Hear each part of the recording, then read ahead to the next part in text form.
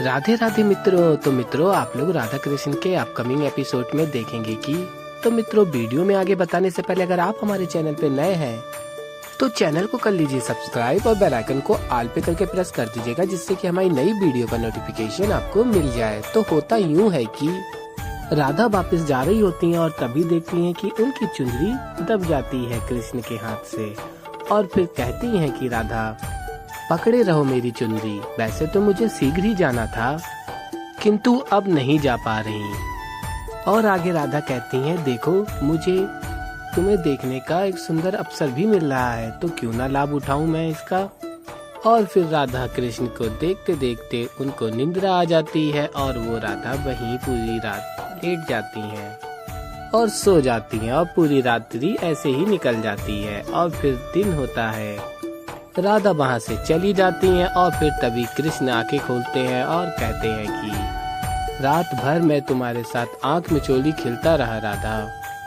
और कहते हैं कृष्ण कि जब तुम समीप होती हो राधा तो तुमसे दूर जाने का मन ही नहीं करता, किंतु जिस कारण से तुम यहाँ आई थी उसका परिणाम अनुचित होगा राधा, और कहेंगे समय के साथ तुम्हें इसका आभास हो ही जाएगा राधा। और मित्रों, आप लोग आगे देखेंगे कि देवी पार्वती अत्यंत प्रसन्न हो रही होती हैं, और तभी महादेव पूछते हैं इसका कारण क्या है। और फिर देवी पार्वती कहती हैं, महादेव आपको आनंद नहीं आ रहा। और कहती हैं कृष्ण ने पूरी रात राधा को अपने पास बैठाए रखा, और बताती हैं कि श्री कृष्ण राधा से कुपित होकर भी राधा के संबोधन से अपने आप को बचा नहीं सकते। और मित्रों, आप लोग आगे देखेंगे राधा कहती हैं, सत्य कहा था देवी पार्वती ने, इस मिश्रण से तो दिव्य रंग का निर्माण हो रहा है। मैंने कृष्ण और अपनी दो दो वस्तुएं मिश्रित कर दी हैं, और अब मुझे 3 मेरी और 3 कृष्ण की वस्तुओं का मिश्रण करना होगा। और आगे राधा कहेंगी कि इन सब मिश्रण से वो रंग बन जाएगा जिससे कृष्ण को मैं अपने रंग में रंगूंगी। इसके पश्चात हम दोनों अभिन्न हो जाएंगे। और मित्रों, आप लोग आगे देखेंगे कि शाम छुपकर सारी बातें राधा की सुन रहा होता है, और कहता है कि अच्छा तो यह है राधा की योजना। राधा अपनी 5 वस्तुएं और पिताजी की 5 वस्तुएं इकट्ठा कर रही हैं। और फिर आगे शाम कहता है कि मैं उन्हीं 5 वस्तुओं से करूंगा महाविनाश। और फ्रेंड्स, आप लोग आगे देखेंगे कि रेवती राधा से कहती हैं कि राधा इस समय कृष्ण को पकड़ के रंग लगाना उचित होगा। देखो सारे सैनिक दल उनके साथ खड़े हैं, कुछ महत्वपूर्ण बातें चल रही हैं। और फिर तभी राधा कहती हैं कि महत्वपूर्ण कार्य तो ये भी है ना। और कहती हैं कि मैं अचानक कृष्ण के मुख पे रंग लगाऊंगी तो हो ना हो उसके मुख पे मुस्कान अवश्य आएगी। और मित्रों, आगे आप लोग देखेंगे राधा कहेंगी, वैसे भी कब से मुस्कुराते हुए नहीं देखा, अब और प्रतीक्षा नहीं होती।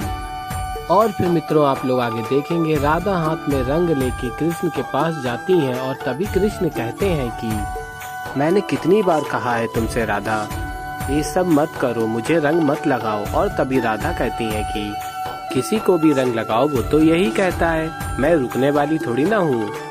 और तभी कृष्ण कहते हैं, नहीं राधा, एक कदम भी आगे मत बढ़ना और रंग तो उड़ाना बिल्कुल भी मत। और तभी राधा कहती है, ठीक है नहीं लगाऊंगी रंग। और कहती हैं कि तुम एक बार हंस दो।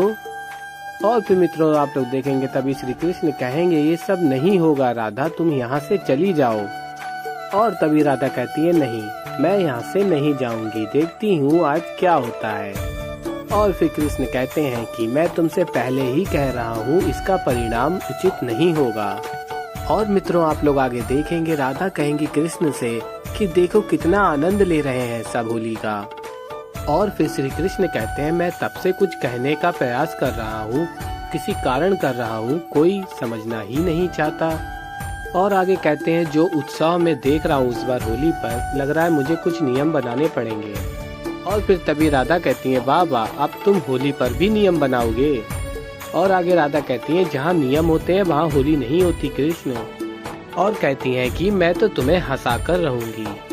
और आगे मित्रों, आप लोग देखेंगे कि द्वारिकाधीश श्री कृष्ण कहेंगे कि राधा, रेवती भाभी और आपकी सारी सखियां को मैं ये बताना चाहता हूँ कि द्वारिका के सारे व्यापारी जो आपके समक्ष यहाँ खड़े हैं, उन्होंने आपके व्यवहार को लेकर असंतोष प्रकट किया है। उनका ये कहना है कि होली के अति उत्साह में आकर जिस व्यवहार का प्रदर्शन आप सबने किया है, उससे व्यापारियों को बहुत हानि हुई है।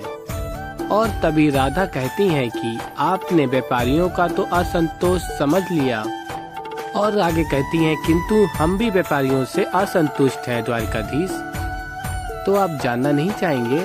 और तभी श्री कृष्ण कहते हैं कि अवश्य जानना चाहूँगा, ऐसा क्या कर दिया है द्वारिका के व्यापारियों ने, आपको हानि हुई है। और तभी राधा कहती है हानि ही तो हुई है, हम होली खेलना चाहते हैं किंतु व्यापारी हम लोगों के साथ होली खेल ही नहीं रहे हैं। और तभी रेवती जी बोलती हैं कि इस बार हम लोगों ने व्यापारियों को कोई भी हानि नहीं पहुंचाई है। और कहती हैं कि अपितु जब हम लोग हाट से गुजर रहे थे तो पुरुषों की टोलियों ने उत्पात मचा दिया था। और कहती हैं कि इसलिए आपको जो कुछ भी कहना है इन पुरुषों से कहिए। और तभी द्वारकाधीश श्री कृष्ण कहते हैं निश्चित रूप से रेवती भाभी, मैं इन पुरुषों से बात करता। और कहते हैं कि यदि त्रुटि इनकी होती, और कहेंगे किंतु ऐसा नहीं है, ये बात आप भी जानती हैं, गलती आप सबकी है। आप सबकी टोली ने मिलके साथ आके इन सारे पुरुषों को, इन सारे व्यापारियों को इतना सताया, इतना परेशान किया और इतना विवश कर दिया कि वो आके आप पे रंग डालें। यदि ये सब नहीं होता तो निश्चित रूप से मैं सारा अभियोग इन पर ही लगाता। और कहेंगे किंतु ऐसा कुछ नहीं है, इनकी तो कोई गलती ही नहीं है, ये तो अपना प्रतिशोध पूर्ण कर रहे थे। और तभी राधा कहती हैं तो क्या प्रतिशोध लेना उचित है, क्यों दाऊ? और तभी दाऊ कहते हैं कि अब कोई हम पर आक्रमण करेगा तो हम क्या यूं ही देखते रहेंगे? और फिर तभी राधा कहती हैं अच्छा ठीक है, अब हम सब स्त्रियां मिलकर पहले से भी बड़ा आक्रमण करेंगे आप सभी पर। और आगे राधा कहती हैं सतर्क रहिएगा दाऊ, अब आप सभी पुरुषों को कृष्ण का आश्चर्य जो मिल गया है, किंतु हम सभी स्त्रियां भी सिद्ध कर देंगी कि हम अबला नहीं हैं। और फिर मित्रों आप लोग आगे देखेंगे कि जाम्बती और लक्ष्मणा भी शाम के कहने पे कहती हैं कृष्ण से इस बार होली और विशाल स्तर पर आयोजित होनी चाहिए, क्योंकि इस बार मैं और लक्ष्मणा भी होली खेलेंगे। और तभी राधा कहती हैं अरे वाह, इसका मतलब तो ये है कि हमारी टोली में 2 और सदस्य बढ़ गए। और मित्रों आप लोग आगे देखेंगे राधा बलराम दाऊ से कहती हैं कि आप ये समझ लो कि आप सुरक्षित हो, आपको लगे कि आपके ऊपर तनिक सा भी संकट है तो आप मेरी मदद मत करना। और तभी दाऊ कहते हैं तो बताओ करना क्या होगा मुझे? और फिर तभी राधा बताती हैं कि कुछ नहीं, बस आपको कृष्ण को महल के बाहर वाले शिव मंदिर में लाना होगा। और तभी बलराम दाऊ कहते हैं क्यों, ऐसा क्यों? और तभी राधा कहती हैं ताकि मैं उसकी एक और वस्तु प्राप्त कर सकूं। तो मित्रों ऐसे ही आगे और भी बहुत कुछ देखने को मिलेगा आपको। अभी के लिए इस वीडियो में इतना ही।